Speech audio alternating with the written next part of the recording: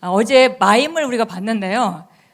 그 뜻을 저는 그냥 제 나름대로 해석하고 제가 은혜를 받았습니다. 그런데 이제 내려가서 제가 오늘 아침에 물어봤어요. 그 마임의 내용이 뭔 것 같아? 이렇게 물어보니까 다 각자 다른 거예요. 그래서 그런데 이제 누군가 얘기해 주더라고요. 그걸 만들었던 원작자가 구체적으로 그 내용이 뭔지를 얘기하고 싶어 하질 않았대요. 그냥 각자 알아서 들으라는 거죠. 그래서 아마 그게 의도했던 바인 것 같습니다. 근데 제가 그 마임을 보면서 최근에 저는 이제 우리 그 친정 엄마가 이제 연로하셔서 94세시거든요. 그래서 이제 나이가 들면서 건강하신데 건강한 가운데도 점점 힘이 빠지시는 거예요. 그래서 그럼 그 엄마를 보면서 이제는 예전에는 언젠가는 제가 정말 태어나서 엄마 손에서 모든 걸로 키워졌는데 시간이 지나면서 제가 점점 자라서 엄마랑 비슷해진 것 같아지더니 그 다음에 이제 엄마는 점점 쪼그라들기 시작하고 그래서 이제는 거의 모든 걸 돌봐드려야 되는 그런 상태. 그러니까 뭐 건강해서 뭐 생활을 하시는데요. 어디 병원도 마음대로 혼자 못 가시고 그렇게 또 어떤 때는 냄새가 좀 이렇게 잘 못 맡으셔서 상한 음식도 잘 잡수기도 하고 탈이 나시기도 하고 그런 상태가 됐습니다.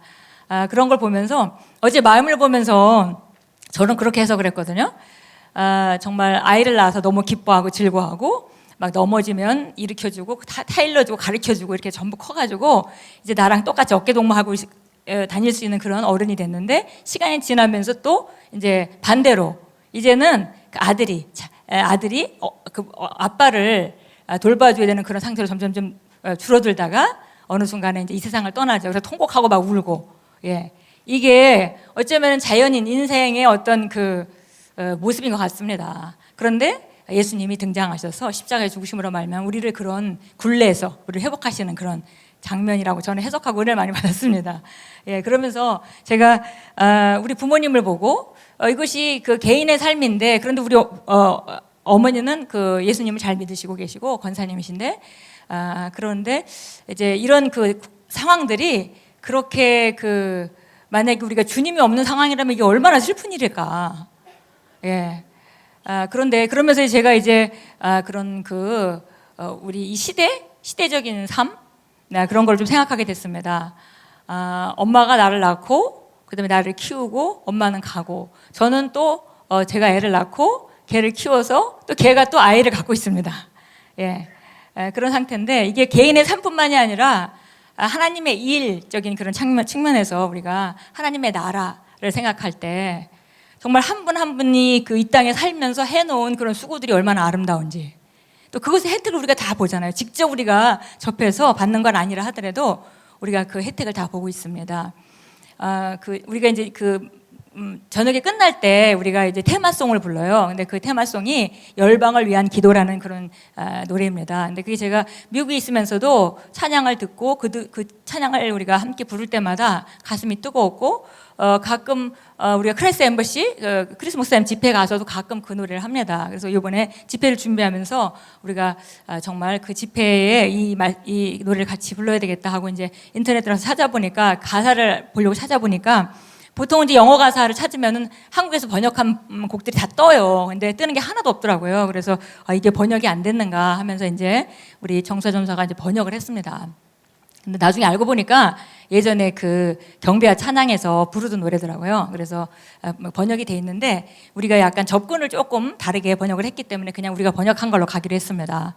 그걸 쓰신 분은 미국 분이신데 지금 아마 제 나라에 또 되는 그런 분이십니다. 근데 그분은 부모님이 남아프리카 공화국에 선교사로 계셨습니다. 그래서 그 아들인데요.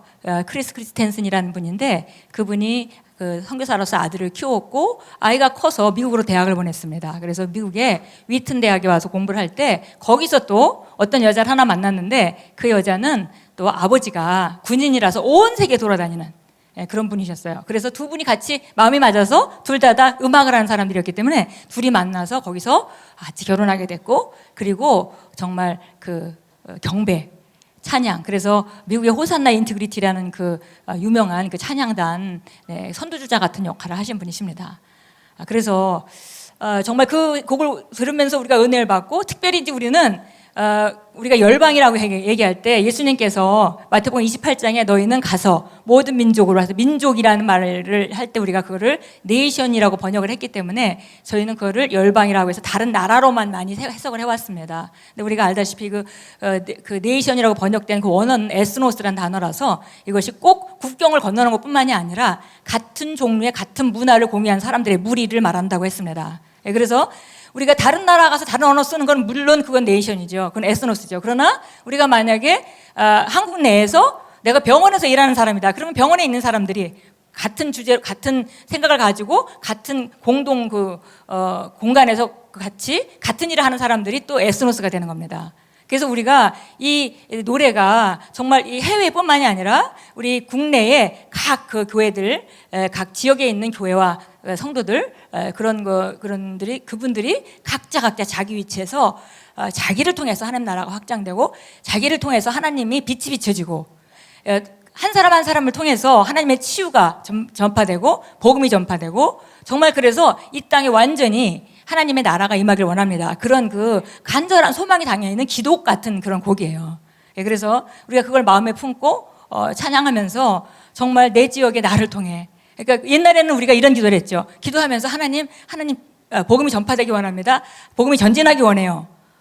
그런데 그런 기도는 우리가 많이 했지만은 나를 통해라는 게 많이 빠져 있었습니다.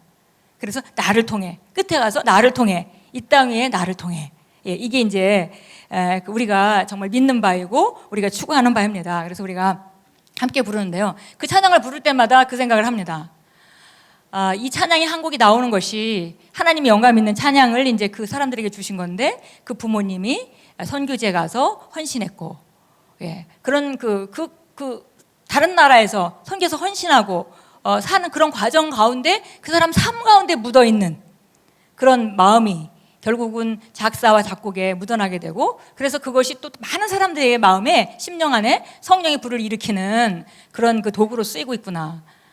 그래서 우리가 지금 각자 그리스도인으로서 이렇게 각자 앉아 있지만 이거 정말 우리가 흔히 얘기하는 내가 나 된 것은 사도 바울이 이제 얘기를 하는데요.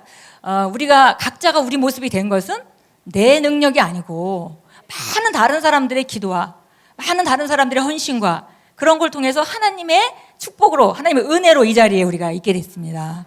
그래서 아무도 우리가 개인적으로 내 자신만 생각하고 내 것만 누가 나 앞에 볼 수는 없어요. 그리고 그렇게 큰 그림을 볼 때 우리는 아주 행복한 자가 됩니다. 그래서 우리가 정말 너무 감사하고요. 한 분 한 분이 또 우리가 생각해보면 역사적으로도 보면 우리의 한국에 정말 어려운 선교사들이 와서 정말 그때 그들이 쓴 그 일기에 표현된 것 같이 정말 이 한국이란 땅은 이 조선이란 땅은 도대체 소망이 없어 보인다.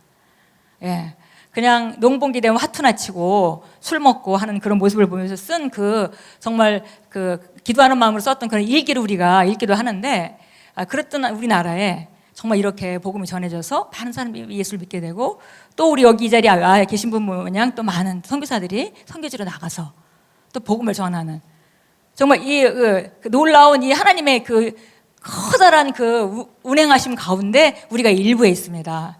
그리고 우리는 현역이기 때문에 굉장히 중요합니다. 언젠가는 우리도 현역을 마치고 구름과 같이 허다한 증인과 같이 히브리서 12장에 얘기하는 그런 자리에 우리도 있게 되겠죠. 그러나 지금 우리가 이 땅에 몸이 있기 때문에 우리는 현역입니다. 그래서 하나님께서 특별히 우리를 주목하고 계시고 우리에게 기대하고 계십니다. 오늘 우리가 함께 나눌 말씀은요. 오늘 우리 손미수 자매님이 잘 정말 간증을 해주셨는데 정말 인생은 영적인 것입니다. 삶은 영적인 것입니다. 우리가 삶은 영적인 거라는 걸 알긴 알아요. 아는데 정말 이걸 우리가 얼마나 정확하게 알고 있는가. 어떤 지식이든지 정확하게 알고 있을 때 하나님이 말씀해 주신 생명력이 우리를 통해서 역사합니다. 그런데 인간은 영적 존재이기 때문에 삶은 영적인 거죠. 그래서 하나님께서 우리 창세기 1장 26절에 같이 정말 우리가 우리의 형상을 쫓아 우리 모습을 따라 사람을 만들자, 인간을 만들자 이렇게 하셨고 우리가 바로 하나님을 따라 창조함을 입었기 때문에 우리는 바로 영적 존재로 지음을 받았습니다. 그래서 우리가 영적인 존재이기 때문에 우리가 살아가는 모든 삶은 영적인 것입니다. 그래서 그런데 우리가 상황 가운데 보면 우리가 아까 손미숙 자매 얘기 같이 정말 그 남편이 밉고 그 안에서 정말 서로 그렇게 갈등 가운데 있을 때 다른 것은 하나도 보이지 않죠. 내 문제만 보이고 내 인생이 너무 힘들고 괴롭고 탈출구를 찾고 싶고 이제 이런 상태가 되는데 그것이 우리가 뭐 그런 문제를 해결하려고 상담가도 찾아가고 세상적인 어떤 노력을 해보지만 그것은 굉장히 제한적인 그런 도움을 받을 뿐 근본적으로 영적으로 해결해야 되는 것입니다. 그래서 우리 자매가 예수님을 만났고 그러므로 말미암아 그 안에서 그 삶이 회복된 우리가 간증을 너무나 잘 들었습니다. 우리가 의도했던 건 아닌데 너무 제가 전하고 싶어하는 메시지하고 일치하는 간증을 앞에서 해주셨습니다. 성령께서 제 자리에 딱 놔주셔서 너무 감사합니다. 그 인간이 영적인 존재죠. 만약에 인간이 영적인 존재고 영적인 것이 삶의 가장 기반이고 그것이 모든 것이다 라는 것을 우리가 생각하지 못하고 산다면은 굉장히 우리 그 노력이 비효과적일 것입니다. 예수님께서 이 땅에 오셔서 하신 일도 영적인 일입니다. 예수님께서 영적인 거 이렇게 중요하지 않았다면 예수님께서 오셔서 우리 그 영의 문제를 해결하시려고 직접 인간으로 오셔서 죄의 문제를 해결하시고 우리에게 새로운 영으로 거듭날 수 있는 그 길을 마련하셨던 것도 바로 아주 직접적으로 인간은 영적인 것이고 모든 것은 영으로부터 시작해야 된다는 것을 단적으로 보여주는 그런 하나님의 사랑의 선물이었기도 했습니다. 그래서 오직 인간의 삶은 영적인 영역으로부터 컨트롤돼야 합니다. 세상 사람들이 정말 이런 게 있으면 행복하겠다, 저런 게 있으면 행복하겠다 이렇게 하지만 결국은 다 이뤄보고 더 허물은 더 하고 제가 많은 경우에 이렇게 상담을 해요. 근데 상담을 하면서 우울증을 앓는 사람들을 이제 많이 이제 상담을 하곤 했는데 그런 분들이 조건이 힘든 사람들은 극히 드뭅니다. 대부분은 다 조건은 문제가 없어요. 근데 다른 사람이 보면 다 부러울 만한 그런 위치에 있고 그런 환경에 있음에도 불구하고 본인 안에는 너무 그 존재감도 없고 살 이유도 모르겠고 그냥 살아 있는 것도 힘들고 눈 뜨기도 힘들고 잠도 안 오고 이런 상태가 오는 거죠. 그래서 그것은 그분이 영적으로 바로 세워지게 된다면 그런 충분히 극복하고 빠져나올 수 있는 그런 일입니다. 그러나 이제 세상에서는 약을 주죠. 약을 줘서 증상을 완화시켜줍니다. 그것은 치유약은 아닙니다. 치료약은 아닙니다. 그래서 세상은 세상의 방식이 있지만 하나님이 만들어 놓은 정확한 최고의 방법이 있는데 바로 그것은 우리가 영적으로 접근해야 된다는 것입니다. 근데 우리가 우울증뿐만이 아니라 삶의 모든 문제가 마찬가지예요. 삶의 모든 문제가 영적으로부터 컨트롤될 때 바르게 되기도 하고 잘못된 영에 컨트롤될 때 정말 악해지기도 합니다. 어떤 사람이 태어나서 정말 가끔 총기 사고가 나는 그런 미국의 소식들을 듣죠. 다른 사람의 생명을 그렇게 빼앗고 정말 저도 가까이 알던 어떤 분이 예전에 알던 지인이 그 사모님이셨는데 나중에 보니까 목사님을 총으로 쏴서 죽이셨다는 그런 소식을 들으면서 너무 충격적이었습니다. 그런 일들이 왜 일어날까요? 그것은 우리가 겉의 모습으로 누가 누굴 죽인 것 그것은 겉의 모습일 뿐이지만 사실은 그 사람 안에 바로 컨트롤하고 있는 악한 영의 지배당해서 바로 이성을 잃게 되는 것이고 그 다음에 그 지배하에 그런 정말 인간으로서는 할 수 없는 일 그런 일들을 하는 것이 되는 것입니다. 그래서 이런 극단적인 예뿐만이 아니라 작은 일도 아이가 태어나서 왜 매일매일 울고 너무 짜증스러울까요? 그것도 영적인 것입니다. 예수님이 죽으시고 나서 정말 제자들에게 특히 베드로에게 사람들이 너도 예수와 같이 있었지? 이렇게 물어볼 때 예수님을 3번이나 부인했습니다. 그래서 전부 숨고 전부 도망가고 그렇게 예수님을 따라다니던 그런 그 제자들이 그렇게 숨고 흩어지고 정말 모른다고 나는 그런 사람 알지도 못한다라고 말할 만큼 그렇게 거절하던 그런 베드로가 어떻게 다시 성령을 받고 그리고 정말 복음을 전하고 순교하기까지 12제자들이 모두 다 그렇게 순교하기까지 그렇게 갈 수 있었을까요? 영적인 것입니다. 같은 사람인데 언젠가는 숨어서 두려워서 떨고 도망가는 신세에 있었고 언젠가는 정말 자기 목숨을 내어주기까지 담대하게 나아갈 수 있었습니다. 다 영적인 것이죠. 예. 우리가 우리 삶의 많은 문제를 다루는 그런 것이 모두 다 영으로부터 나오게 되어 있습니다. 예, 그래서 흔히 이제 성도들이 그 영적으로 더 강건할 때가 있고 좀 더 덜 강건할 때가 있는데, 덜 강건할 때는 모든 것이 짜증이 나죠. 예. 괜히 보통 멀쩡하던 저 집사님도 믿고 저 집사님 말투도 싫고 뭐 이렇게 돼. 그거는 전부 다 이게 영적인 데 있는 것입니다. 그래서 우리가 항상 상담할 때 영적인 걸 많이 다루죠. 영적인 걸 많이 다룹니다. 이렇게 정말 하나님께서 우리를 영적인 존재로 만드셨고, 그리고 우리가 정말 영으로부터 컨트롤 받고 있기 때문에 결국 우리가 삶이 발전하고 성장하는데도 반드시 영으로부터 시작해야 된다는 것입니다. 예, 그래서 우리가 알다시피 정말 그 성경에 나오는 많은 그런 그 사람들이 있었는데요.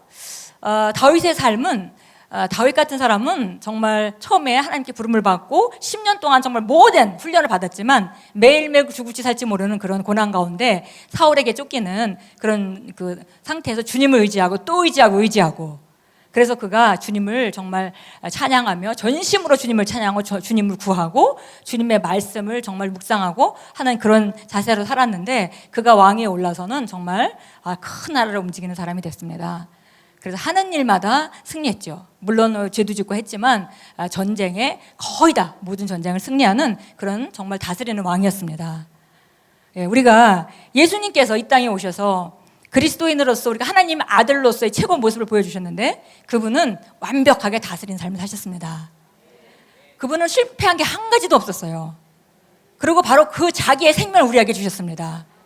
다른 말로 얘기하면 우리도 실패하지 않을 수 있는 그런 삶을 받았다는 것입니다. 예, 우리는 이미 그런 삶을 받았고 이제 그 삶은 우리 영 안에서 있는 그 강건함을 통해서 우리 삶 가운데 나타나게 되어져 있습니다.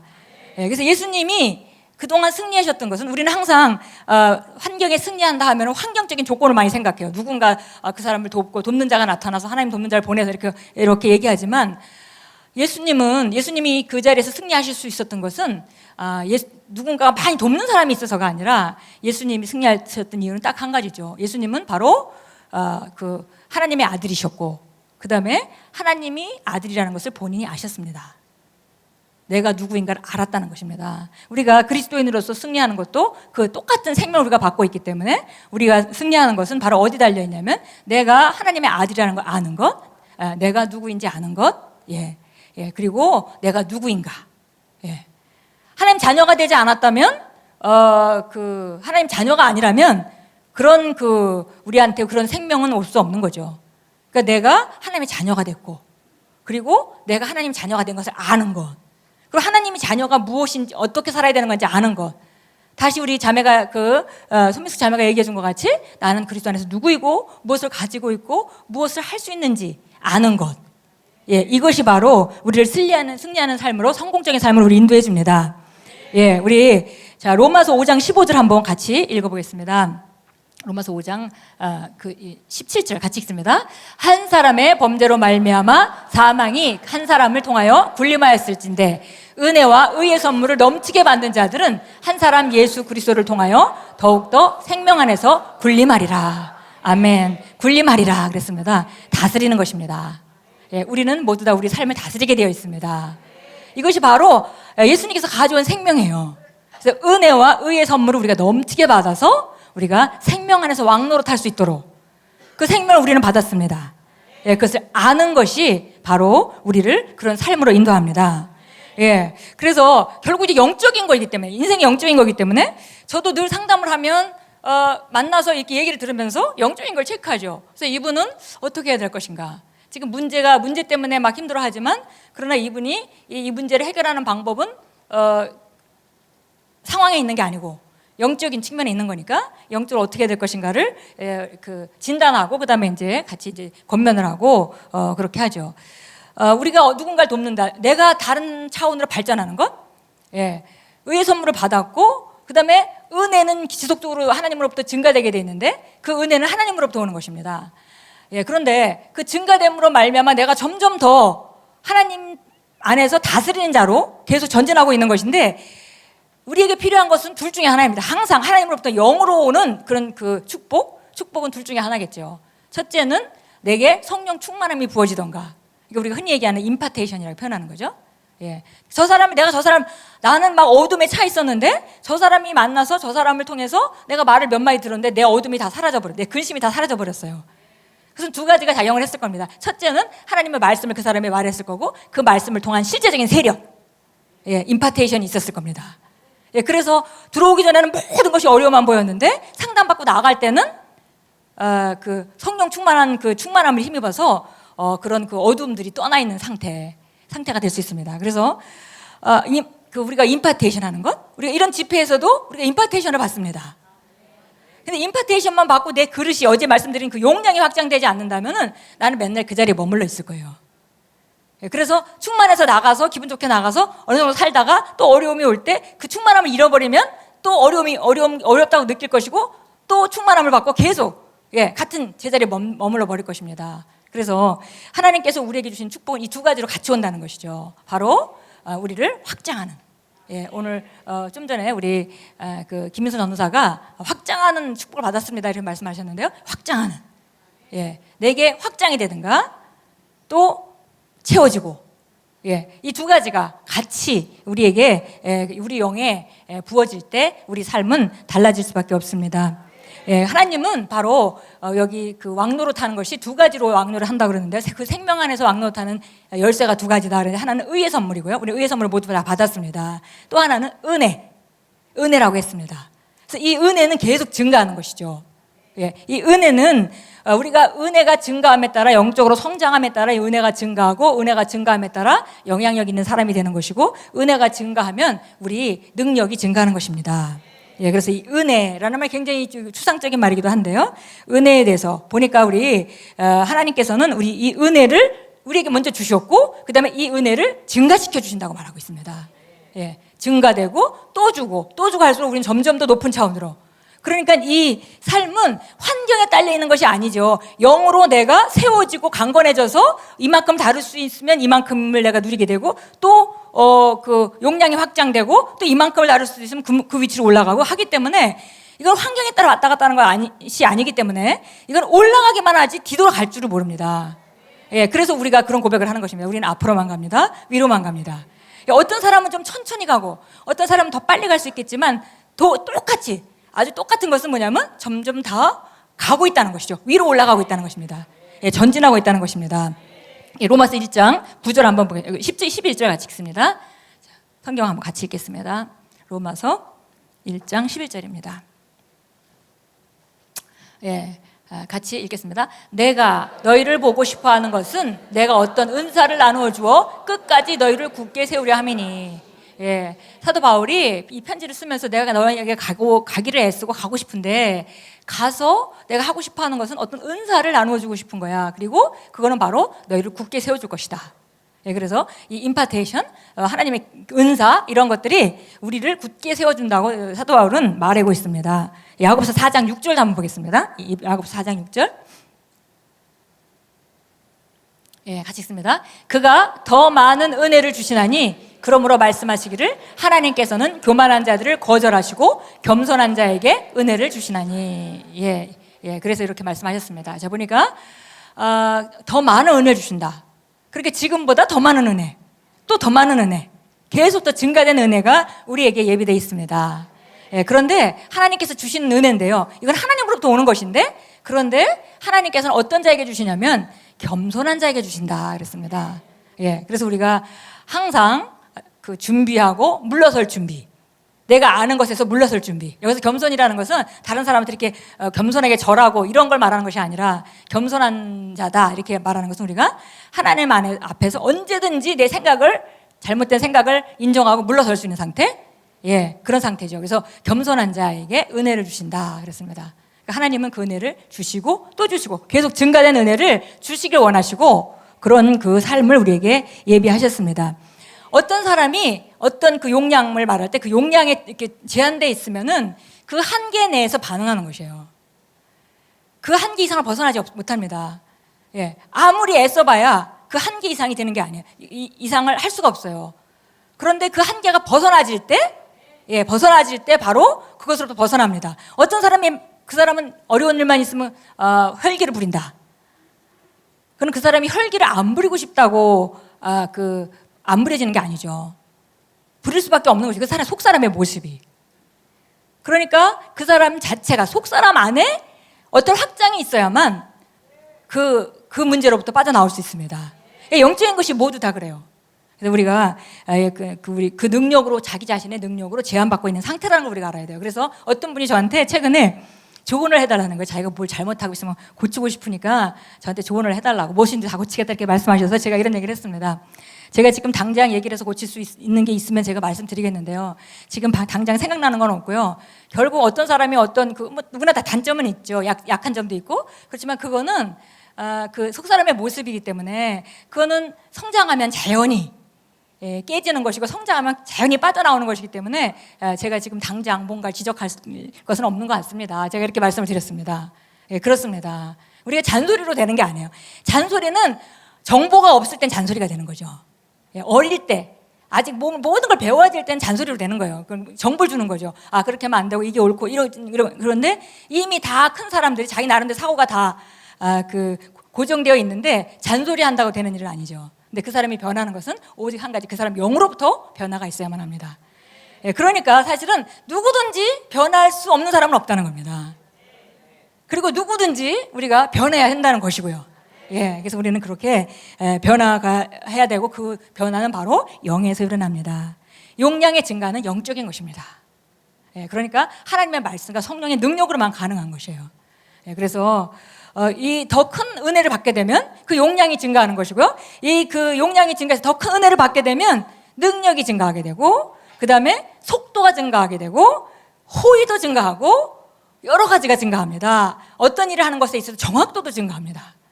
그리고 우리 안에 말씀이 들어가 있는데 우리가 어제 읽었던 그 판단이 생기는 것이죠. 이것이 바로 은혜의 증가의 결과로 나타나는 것들입니다. 많은 사람들이 이거 하나님이 주시는 거기 때문에 하나님이 주시는 거죠. 그래서 하나님이 주시는 거기 때문에 은혜에 대해서 오해를 해요. 마치 하나님이 오늘 너 은혜 내가 한번 줘야겠구나. 그래서 하나님 기분이 좋으셔서 은혜를 주고, 오늘 안 되겠어. 오늘 은혜 못 줘. 이렇게 하는 것 같이, 마치 하나님이 주시는 것에도 불구하고 하나님이 모든 것을 컨트롤하는 것 같이 그렇게 얘기하지만, 하나님은 항상 우리한테 더 큰 은혜를 주시려고 예배하고 계시는 것이고, 문제는 우리에게 있다는 것입니다. 그러니까 얼마나 감사해요. 하나님이 주시는 것인데 그 하나님 주시는 것을 우리가 그거를 그 은혜를 받을 수 있게 할 수 있다는 것입니다. 그래서 은혜가 바로 은혜가 증가되는데, 영에 나타나는 그 은혜가 증가돼야 되는데, 그 은혜가 바로 어떻게 증가하는지 성경에서 정확하게 얘기해 줍니다. 자, 베드로후서 1장 2절입니다. 그 은혜가 어떻게 증가되는지 같이 읽습니다. 하나님과 우리 주 예수 그리스도를 아는 지식을 통해 너희에게 은혜와 평강이 더욱 많아지기를 바라노라. 아멘. 그래 보니까 은혜가 증가하고 평강이 증가하는 법이 있는데, 그게 바로 우리 주 예수를 아는 지식이다 그랬습니다. 예수를 아는 지식. 예수를 알죠. 우리 여기 모여 있는 사람이 다 예수를 압니다. 역사책을 읽은 사람도 예수를 알아요. 예수가 누군지 압니다. 이렇게 말할 수 있어요. 근데 우리가 에피그노시스 지식이라고 그랬어요. 그죠? 그분과 내가 이 에피그노시스 지식이라는 것은 특별한 지식입니다. 그냥 머리로 아는 정도가 아니라 내가 경험으로 알고 관계로 알고, 이렇게 정말 그분과 실제적으로 내가 교통하면서 아는 그런 상태. 그래서 예수 그리스도를 점점 알아가면 알아갈수록 은혜가 증가하고 평강이 증가한다 그랬습니다. 지식이 증가하면 은혜가 증가하는 것입니다.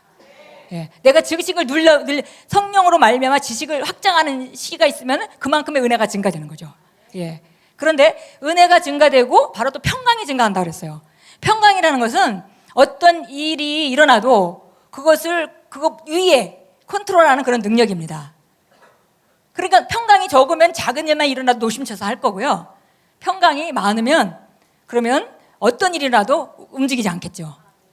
그런데 이것이 바로 하나님을 통해서 우리에게 주신 예수 그리스도를 아는 지식을 통해서 증가한다고 말합니다.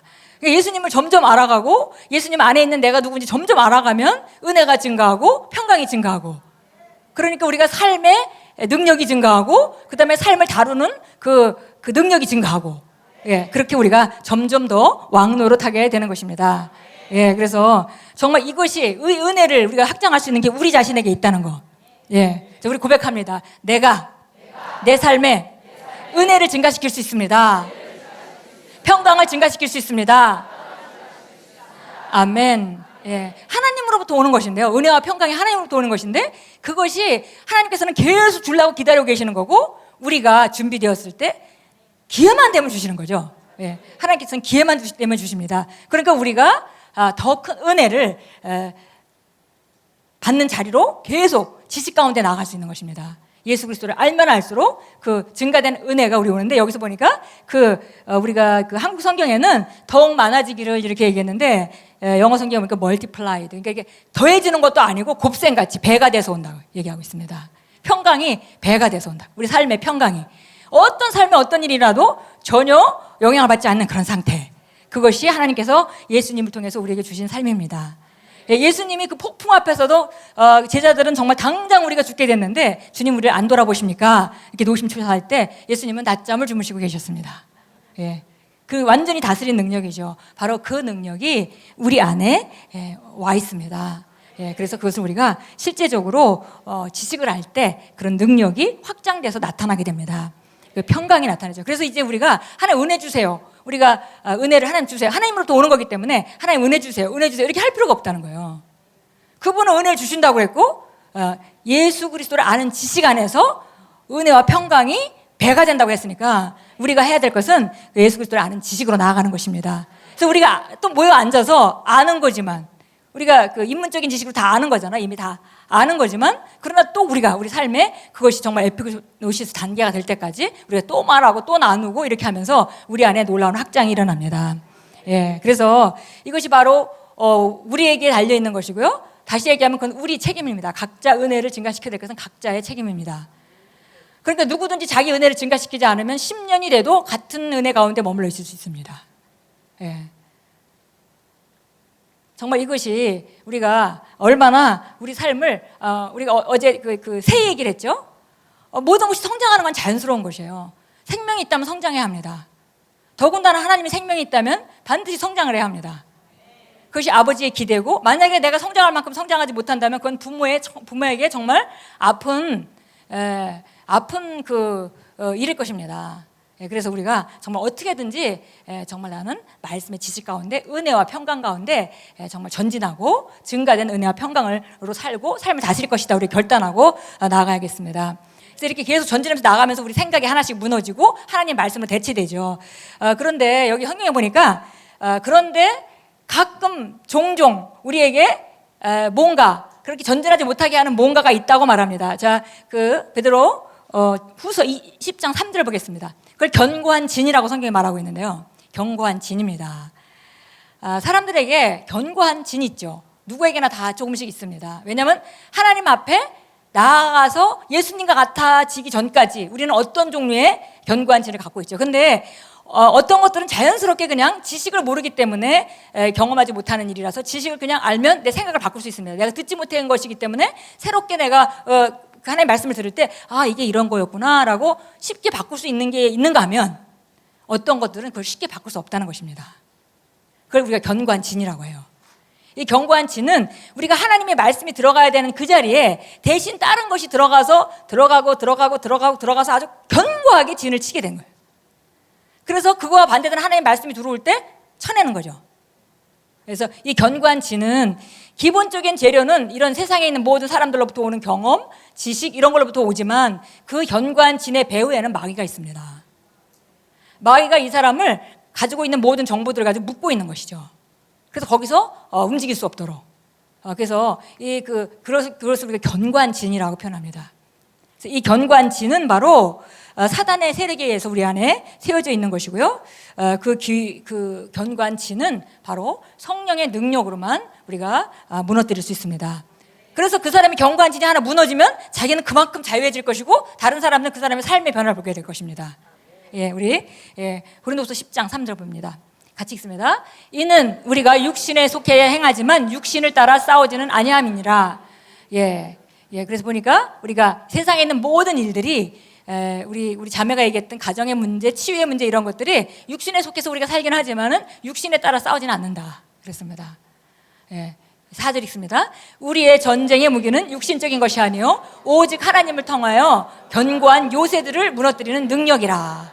예, 이 견고한 요소는 하나님의 능력으로만 우리가 파쇄할 수 있습니다. 예, 하나님의 능력으로 그것을 파쇄할 수 있어요. 그래서 이 경관진에 대해서 다시 얘기합니다. 자, 고린도 후서 10장 5절입니다. 여러 가지 구상과 하나님을 아는 지식을 거역하여 스스로 축혀 세운 모든 높은 것들을 무너뜨리며 모든 생각을 사로잡아서 그리스도께 복종케 하니. 아멘. 예, 그래서 보니까 여러 가지 구상, 이미지네이션, 막 상상하는 거, 그런 것들과 하나님을 아는 지식을 거역하여 높여진 모든 것. 그러니까 이 견관진이 하나님은 뭐냐면 우리가 하나님의 방향으로 우리 인생에 가는 거를 거스리고 있는 거죠. 그걸 못 가게 합니다. 어떤 사람이 만약에 교회 와서 다 배웠어요. 정보가 없을 때는 뭐 할 수 없는 것인데 정보를 듣고 우리가 영적 원리에 대해서 배우고 내가 정말 11조를 하면은 이것이 하나님을 구하게 하는 것이 아니라 이게 내게 축복된 메시지구나 다 알았어요. 다 알음에도 불구하고 할 수 없는 것. 축복이라는 것도 알고 그걸 하고도 싶습니다. 그러나 할 수 없어요. 왜냐하면 그 안에 이 사람을 붙들고 있는 다른 것이 있기 때문에, 다른 생각이 있기 때문에. 그게 견고한진이죠. 근데 어느 순간에 말씀을 듣고 말씀을 묵상하고 집회 하나, 우리 그 예배 안에서 하나님 임재 가운데 있다가 그것에 대해서 하나님의 한마디를 탁 하셨는데 그 말씀 한마디가 내 그 견고한진을 와르르 무너뜨렸어요. 그래서 그 벌떡 일어나서 이 사람이 나가서 그 다음에 11조를 할 수 있게 됩니다. 예. 이것이, 그러니까 하나님이 우리를 향한 그 계획과 반대되게 그걸 가지 못하게 막고 있는 강한 모든 이론들, 그것들 갖다 우리가 견고한 진이라고 말합니다. 잠언서 11장 6절을 말합니다. 의인은 지식으로 말미암아 구원을 받는다. 예. 그래서 우리가 지식, 하나님의 말씀의 지식이 참되게 올 때, 제한받게 말고 참되게 올 때, 그때 바로 우리는 그 견고한 진이 무너지게 되죠.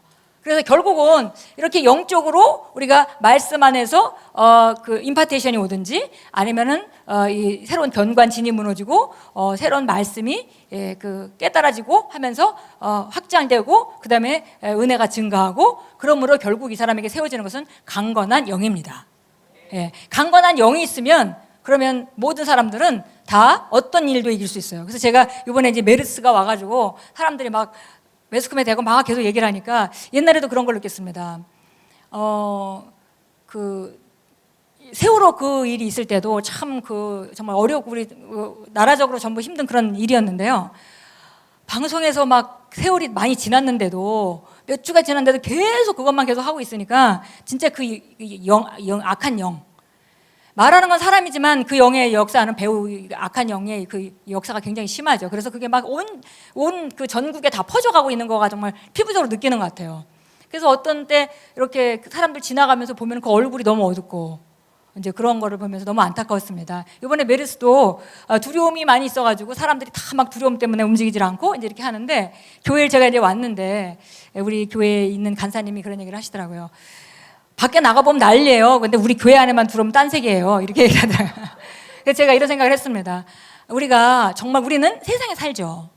세상에 사는데 우리는 우리의 속 안에 있는 그런 강함으로 세상 일을 이기고 살아야 합니다. 그렇게 살아야 되는데 지금 이 정도 가지고 이렇게 벌벌 떨면 그러면 이거보다 더한 일이 있을 텐데 개인적으로도 그렇고 또 사회적으로도 그렇고 국가적으로도 그렇고 한 일도 있을 수 있어요. 그럴 때도 우리는 언제든지 준비되어서 강건하게 승리하는 자가 되어야 합니다. 근데 이 작은 거 하나 가지고 벌벌벌 떠는 그런 상태가 된다면 이거는 정말 이건 훈련되지 않은 것이고 이거는 정말 너무 연약한 상태다. 그런 생각을 제가 했습니다. 중요한 것은 영을 강건하게 하는 것입니다. 그래서 요즘에 제가 이제 성도들이 그런 생각을 했어요. 제가 성도들에게 좋은 지식을 주고 이런 은혜 가운데 자라기를 원하고 또 그들이 계시를 받고 발전하고 또 간증이 있고 또 요즘에 간증이 굉장히 많이 늘거든요. 그래서 너무 감사하죠. 왜냐하면 그만큼 은혜가 증가했다는 얘기죠. 그래서 너무 감사하고 너무 행복하고 정말 우리를 행복하게 하는 것은 그것보다 더 한 건 없는 것 같아요. 정말 성도들의 변화, 하나님 나라의 전진 이런 거 외에는 정말 우리가 뭐가 지금 부족함이 없기 때문에 그러는데 그래서 제가 가만히 보니까 성도들이 이제 오랫동안 같이 신앙생활을 하다 보니까 여러 가지 일들을 겪고 살아가는데 그런 그 일들을 결국은 제가 도와주는 건 굉장히 한계가 있죠. 어려움을 겪고 있는데 제가 기껏 해봐야 권면해주고 잡아주고 기도해주고 이거밖에 할 게 없어요. 근데 사실은 그건 그의 인생이기 때문에 가장 결정적인 역할을 하는 것은 본인입니다. 그런데 본인이 그 역할을 잘 못하는데 제가 도와주고 기도하고 권면하는 한계가 있어요. 그래서 제가 이런 생각을 했습니다. 자녀를 키워서 시집 보내고 휴가를 시켰는데, 그리고 나서 또 우리 그 성도들, 또 우리 같이 오랫동안 신앙생활 하신 분들 자녀들이 결혼해서 이렇게 독립하고 이런 걸 보면서 결국은 우리가 자녀를 키우면서 내게 맡겨진 동안 키우고 그다음에 양육해서 내보내는데 내보내고 끝이 아니에요, 사실은. 그죠? 만약에 예를 들어서 제가 잘 훈련해서 자기 인생을 잘 다루는 그런 강한, 영이 강한 사람으로 만들어서 내보내지 않는다면은, 그런다면 내보내놓고 나서도 또 결혼하면은 아까 우리 선미자매 그 예수 믿기 전에 같이 서로 막 갈등해서 이혼한다 어쩐다 막 이렇게 인생에 힘들어서 괴로워할 것이고, 또 애 낳으면 애가 어쩌고 뭐 애가 어때요라고 계속 문제가 있을 것이고. 그래서 가장 이게 지혜로운 것은 결국은 내 안에 있을 동안에 잘 훈련해서 강건하게 만들어서 내보내놓으면 무슨 일을 닥치든지 본인이 다 알아서 하죠. 예. 그래서 성도들도 제가 셀리더들한테 계속 만나기만 하면 요새는 그런 거를 아주 당부합니다. 셀리더는 셀원들 한 사람 한 사람의 상태를 알고 있으니까 그 사람들이 다음 단계로 나가서 어떻게 하면 그 사람의 영을 더 강건하게 할 것인가를 정말 도와줘야 되고, 권면해줘야 되고, 제시해야 되고, 계속 영을 훈련해야 된다. 예. 그런데 영의 훈련이 당연히 우리가 막 어려울 때, 어려움이 있을 때는 어차피 뚫고 나와야 돼요. 그래서 그걸 뚫고 나오려고 애를 쓰느라고 고난을 이기고 승리하고 고백하고 이렇게 우리 소미스 자매같이 힘든 일이 있을 때 막 고백해서 결국 자기 영이 강건해집니다. 근데 만약에 그걸로만 우리가 강건해진다면은 그러면 맨날 어려운 일을 당하고 조금 강해지고, 어려운 일을 강하고 좀 강해지고. 저도 그리스도인으로서의 초기에는 그랬던 것 같습니다. 이게 미리미리 이런 걸 잘 모르고 어떤 일을 겪으면서 굉장히 제가 강건해져서 나왔어요. 그래서 제가 뒤돌아볼 때 그때는 정말 하루도 지내기 힘든 그런 어려움이 있지만 그때 말씀을 붙들고 막 내 믿음을 확장시키려고 그렇게 노력할 때 결국은 정말 그 일이 다 끝난 후에 하나님의 신실하심을 그만큼 더 알게 되고 나는 그 믿음이 증가된 사람이 됐구나, 이렇게 뒤로 바라볼 수 있습니다. 그래서 그거는 우리 삶 가운데 우리가 할 수 있는 일인데요, 그런 일이 있기 전에도 늘 평상시에 영을 잘 훈련하고 영을 강건하게 세우는 일이 필요합니다. 그래서 우리가 누군가에게 정말 축복을 주고 싶다면 영적인 걸 줘야 되는 거예요. 그래서 우리가 복음을 주는 것이 가장 최고의 축복이라고 생각하기 때문에 우리가 믿지 않는 자들에게 복음을 주려고 하는 거죠. 그 복음을, 영적인 것, 그 가장 근본적으로 거듭나는 것부터 시작해서 영적으로 그 사람이 거듭나는 것. 그 다음에 내가 또 거듭난 후에 그 사람을 더 축복하고 싶다면 그 다음 단계로 또 영적으로 더 강건하게 해주는 것. 그게 제가 해줄 것입니다. 그러니까 우리가 항상 다른 사람에게 축복이 되는 모든 그 근원은 영적인 것에 있습니다. 영이 강건하게 세워주면 되는 거죠. 그래서 어떤 사람은 어떤 일을 겪으면서 잘못된 생각 가운데 생각을 묵상하게 되고 그래서 굉장히 어려움, 정말 너무 힘든 상태가 돼서 상담을 하러 온 경우가 있었습니다. 그렇게 제가 이렇게 보니까 이분은 말씀도 다 알고 쉽게 하면 용량은 있는 사람인 거예요, 제가 볼 때. 근데 지금 다른 거 잘못된 걸 묵상하면서 그 잘못된 걸 묵상하는 그 통로를 타고 들어와서 이게 그 악한 영이 이 사람을 휘잡고 있는 게 이제 정확하게 느껴지더라고요. 그래서 이 사람은 지금 용량을 확장하지 않아도 있는 용량에 채우기만 하면 되는 거죠. 그래서 이 사람한테는 그 용량을 채우는 그런 그 제시를 합니다.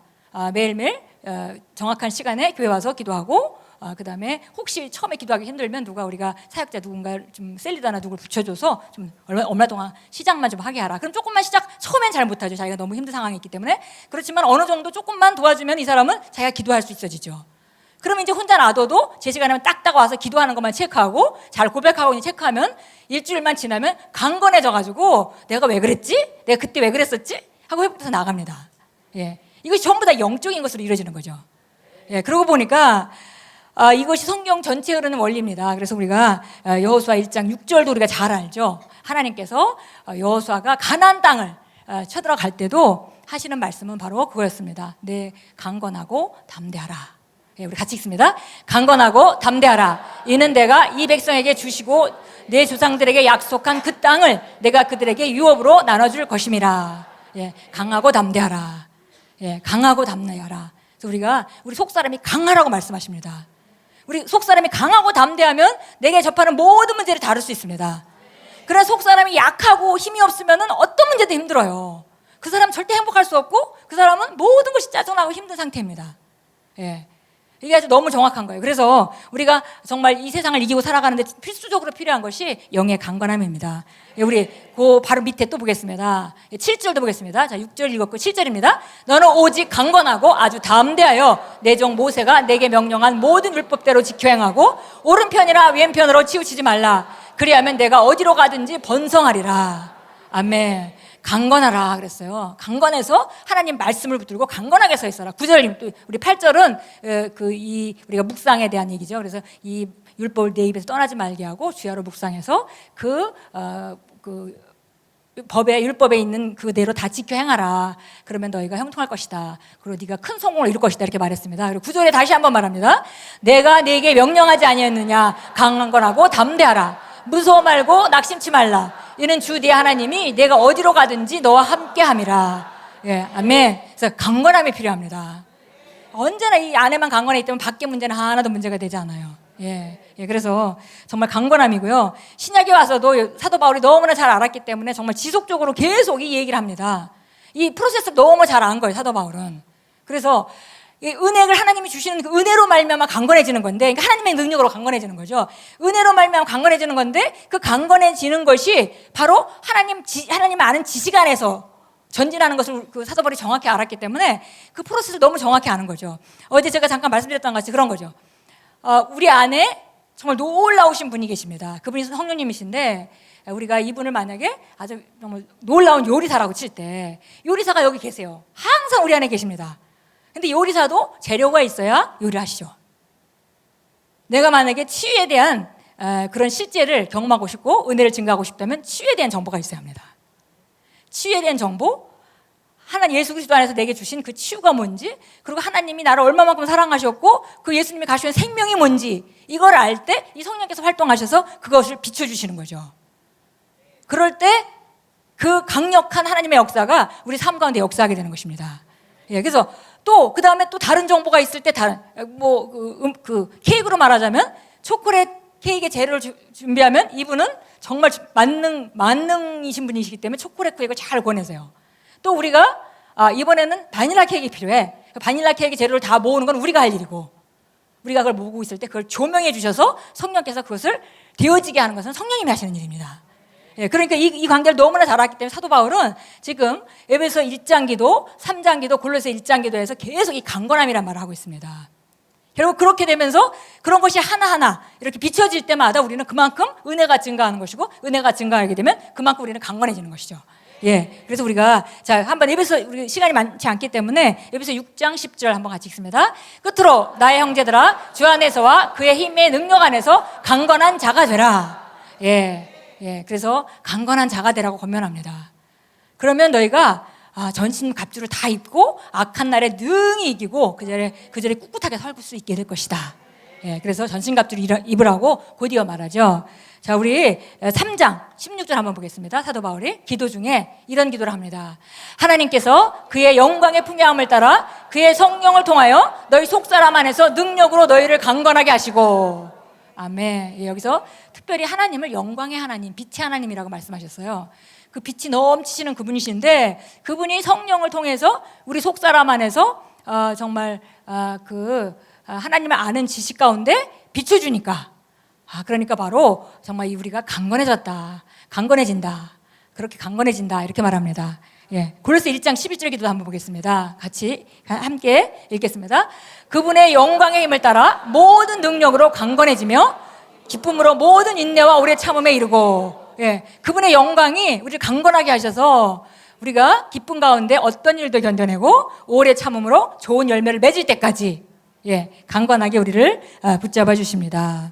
아멘. 예, 그래서 정말 우리가 이것이 바로 우리 속 안에서 일어나야 되는 일이고, 이것이 우리 모두에게 필요한 일인데요. 그 디모데전서 2장 1절은 이렇게 말합니다. 이 은혜 안에 우리가 강건하라. 예, 같이 읽겠습니다. 내 아들아, 그러므로 너는 그리스도 예수 안에 있는 은혜 가운데서 강건하여라. 예, 지금 은혜와 성령님의 역사와 말씀과 그 연관 관계를 우리 정확히 좀 아시겠죠? 예, 그래서 보니까 그 예수 안에 있는 은혜 가운데서 강건하라. 예, 은혜가 증가합니다. 그러면 우리는 강건해지고 강건하면 삶을 다룰 수 있습니다. 그래서 영이 강건한 게 너무 중요해요. 그래서 제가 요즘에는 계속 셀리더들 이렇게 돌아가면서 이렇게 만나거든요. 우리 그러면 이제 만나면은 계속 이제 얘기를 합니다. 또 하고 또 하고 성도들의 영을 강건케 해야 합니다. 정말 우리가 자녀를 우리가 사회에 내보내기 전에 내 밑에 있을 때 정말 강건하게 키워서 내보내면 그 아이가 무슨 일도 잘 해낼 수 있는 아이가 되듯이 우리 성도들이 정말 내 아래에 있을 때 그게 영원한 일이 아니니까 나한테 맡겨진 동안에 강건하게 키워야 합니다. 강건하게 하세요. 계속. 그래서 이 사람은 강건해지기 위해서 어떤 사람은 이게 하나님이 들어온 말씀을 갖다가 성령님이 비춰짐으로 점차적으로 점점 더 은혜가 증가하는 것이기 때문에 어떤 사람에게는 지식이 필요한 단계가 있을 거예요. 그래서 이 사람 우리 셀 이런 이 사람은 지식이 더 필요해. 그러면 그 사람에게 고백 기도를 더 시키고 이 사람은 머리로 아는 것 같은데 증가가 없다. 은혜의 증가가 없다. 그러면 그 사람은 바로 방언 기도를 해야 되죠. 하나님 말씀을 다 아는 것 같은데 그러면 그 사람은 고백 기도보다는 방언 기도 비중을 좀 더 실어서 하게 해라. 그러면 결국 이 안에서 성령께서 활성화될 것이고 가지고 있는 재료를 성령께서 역사하실 거니까 비춰주고 은혜가 증가하고 강건해지고 이것이 보통 때 일어나는 일입니다. 그래서 우리가 일반 신앙생활 가운데 이걸 할 수 있고요. 아까 우리가 에베소 6장에서 읽었듯이 정말 너희가 그 힘의 능력으로 강하라. 그분의 능력 안에서 강한 자가 되라. 그래야만 너희가 모든 일을 행한 후에 쓸 수 있다. 어떤 상황이 와도 너가 이기는 자가 된다. 이렇게 말씀해서 이것이 그 다음에 전신갑주를 입으라는 얘기로 이렇게 연결이 되죠. 그래서 우리가 강건해지기 위해서는 전신갑주를 입어야 되는 것이요. 그래서 강건해지기 위해서 말씀이 필요한 것은 당연하죠. 말씀으로 무장하는 것은 당연합니다. 두 번째, 말씀에 순종하는 것이 우리를 강하게 만듭니다. 예.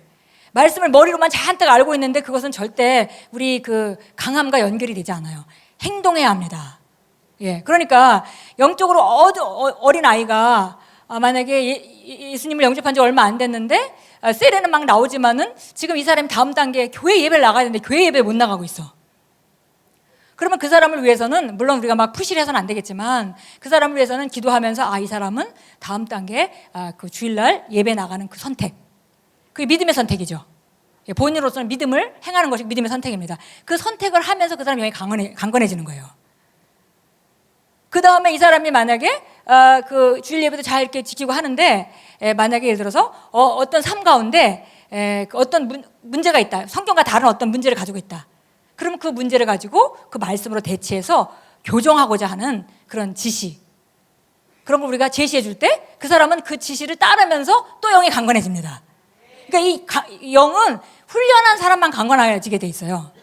예. 그래서 바로 이것이 훈련과 그 은혜의 증가로 이것이 영이 강건해지는 거죠. 그래서 우리가 보통 때 훈련을 많이 하면은 어떤 일이 있을 때 탁 서는 사람이 됩니다.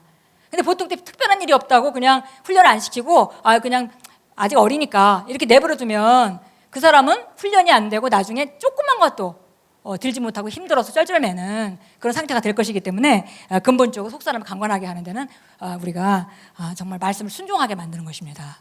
예.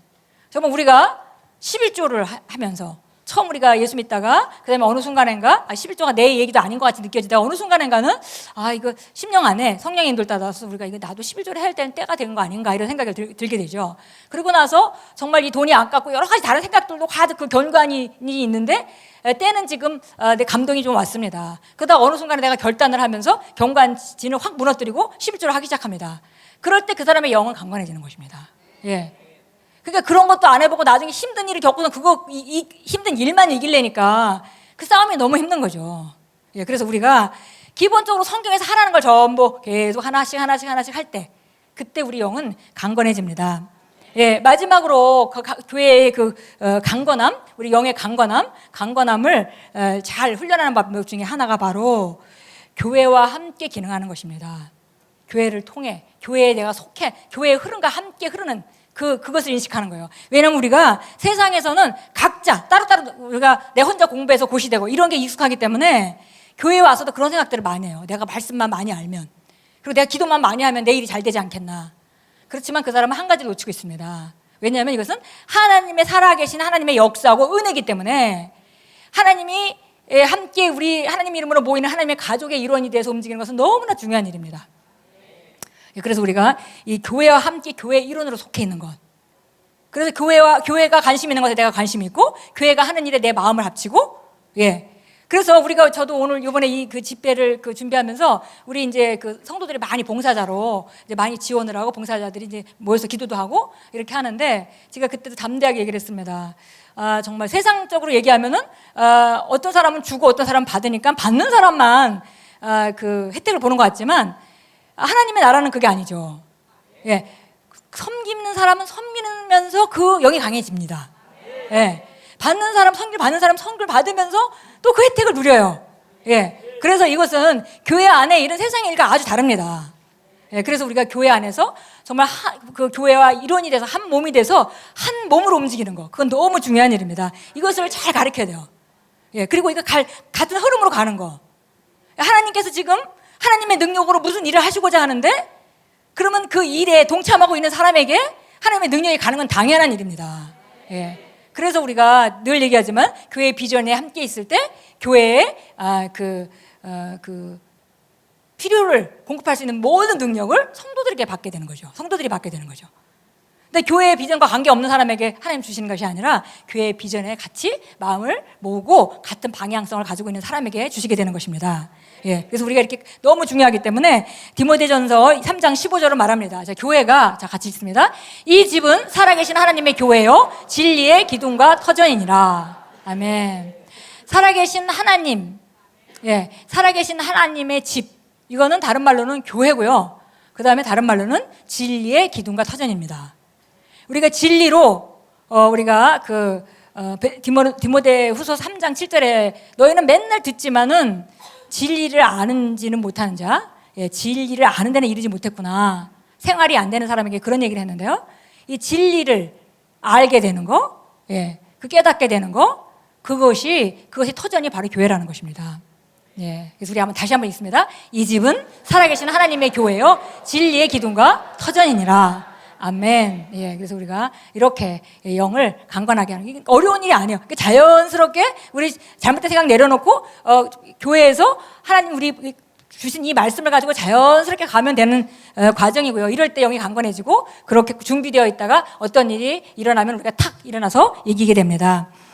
그래서 저는 어떤 사람이 어떤 어려운 일을 겪기 전에 그 사람이 영적으로 퇴보하는 모습이 보일 때 제일 저는 불안합니다. 우리 성도들에게 이제 그런 과정이 있을 때. 그래서 왜냐면은 삶이 영적인 거라는 걸 알기 때문에. 영적인 것이 강건하면 뭐 어떤 일이 와도 이기지만, 제가 최근에 우리 간증들, 교회에 있는 간증들도 정말 영적이 강건하니까 의사가 암이 너무 심해서 이거는 수술도 할 수 없습니다. 이런 단계인데도 본인이 딱 영적으로 서 있더라고요. 그러더니 끝내 승리하고 완치했습니다. 그래서 제가 해줄 수 있는 건 세워주는 일이에요. 그래서 그것은 최고의 선물이죠. 그런데 어떤 성도는 신앙생활 하다가 뒤로 약간 물러서는 것이 보여요. 그건 쉽게 볼 수 있죠. 첫째, 말이 변합니다. 말이 변하고, 왜냐하면 삶에 대해서 불평스러워지고 여러 가지 그런 증상들이 오죠. 벌써 영이 강건하지 못하면 나오는 증상입니다. 그리고 우선순위가 변해요. 하나님 말씀 중심, 교회 중심 이런 게 아니라 다른 게 그 자리를 차지하고 있어요. 이건 벌써 뒤로 물러가고 있는 모습입니다. 그 영이 강건하지 못하면은 그 사람의 삶은 행복할 수가 없습니다. 그래서 우리가 미리 그걸 보고 미리 알 수 있겠어요. 그러다가 보면 이제 시간이 지나면서 전부 육신적인 것이 그 사람을 다스리기 시작합니다. 이건 자연스러운 순서예요. 이거는 그냥 영적으로 강건하지 않은데 저절로 그렇게 되는 법은 없습니다. 영적이 강건하지 못하면 딴 게 더 지배하게 돼 있죠. 그래서 우리가 이런 과정들을 우리가 삶에 우리가 내가 정말 약간 좀 짜증이 난다. 그러면 이거 내가 영적으로 좀 강건하지 못하거나 그건 금방 알 수 있는 그거는 바로미터입니다. 누구한테 물어볼 필요도 없고요. 하나님께 물어볼 필요도 없어요. 그냥 증상만 보면 압니다. 그래서 또 육신적이진다 자꾸. 그리고 하나님 일에 자꾸 하나님 말씀을 읽고 기도하고 우리가 예배 참석하는 일에 자꾸 이렇게 소홀해진다. 그 벌써 뒤로 물러서고 있는 거예요. 뒤로 물러서면 절대 행복할 수 없습니다. 특별히 영적인 건 앞으로 가야 돼요. 앞으로 가야지 뒤로 물러서면 절대 행복할 수가 없어요. 예. 사람들 이런 거 있잖아요. 왜? 교회 이제 멀리 이사 가서 어쩔 수 없이 멀리 이사 가서 좀 열심히 좀 이렇게 딱 다 잡고 해야 되는데 그렇지 않고 교회가 멀다 보니까 점점 예배가 소홀해지고 나중에 점점점 예배 소홀해져서 나중에 어떤 날은 저녁 예배 안 가고 오늘은 바쁘니 가지 말아야 되겠다. 안 가는 게 편해졌어요. 안 가도 별 문제 없네 뭐. 시간이 점점점 지나 어쩐지 짜증이 나고 어쩐지 삶이 재미가 없고 예 자연스럽게 일어나는 일이죠. 이게 뭐 어려운 일도 아닙니다. 예, 그래서 우리가 정말 이런 우리 영, 이번 이 집회를 통해서 우리 영이 확장되고, 예, 그 다음에 은혜가 증가돼서 우리가 강건하게 서게 될 것입니다. 예, 우리 일어나서 잠시 기도하겠습니다.